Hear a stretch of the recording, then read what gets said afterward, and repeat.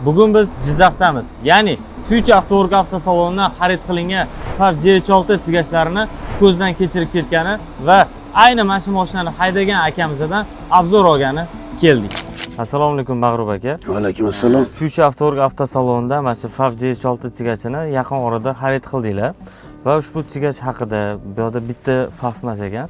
Ya'ni bir 5-6 ta 10 tadan oshiq FAV sigachlar bor ekan.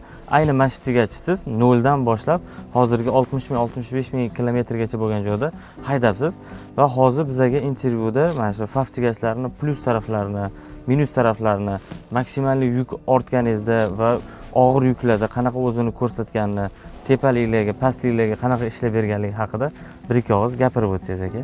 Xo'sh, bu FAV 430 kuchiga ega kuchli mashin. O'ta og'ir yuklarga juda chidamli.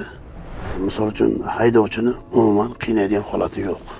Menimcha boshqa shopirligim bu mashin ma'qul kelyapti, chunki bu bizga mana yengilligi, biz misol uchun mana shu ish mobaynida harakatimizda odam charchatmaydi.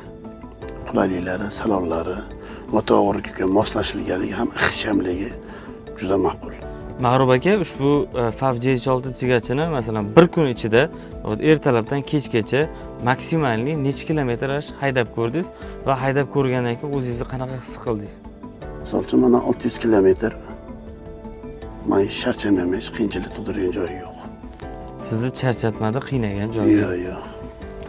Qulayligi umuman salonlari ham o'ta og'ir yukka juda yaxshi ishlab chiqarilgan mashina. Yangi oladiganlarga tavsiya qilasizmi?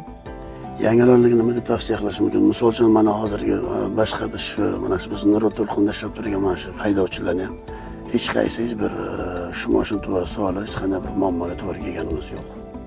Mana nima deyish mumkin? Yaxshi mashina, qulayligi zo'r. Yengillik undan ham yaxshi. O'ta og'ir yukka juda ma'qul kelib ishlangan mashina. Mag'rub aka, maroqli suhbat uchun rahmat kattakon. Yana bittagina savolimiz bor edi. Necha yildan beri o'sha mana shunaqa yuk mashinalarini boshqarib kelasiz va shu paytgacha necha xil turdagi shunaqa sigachlar, yuk mashinalarini haydab ko'rgansiz? Aynan shu tegachlar bo'layotgan bo'lsa, tegachlardan mana misol uchun rusumli markali mana Skyna, Mers. Mana endi hozir oxirgisi shu FAV. Buni ham qulaylik ular bilan past farq qilmaydi. Yengilligi, og'ir yuklarni yaxshi tortishi, yo'llarda qiynalmasdan yaxshi olib yurishi, hamma qulayligi menga ma'qul. Aka, sizga rahmat kattakon. Keyingilarida ham birga ishlashni nasib qilsin. Ishingizga rivoj. Rahmat, salomat bo'ling.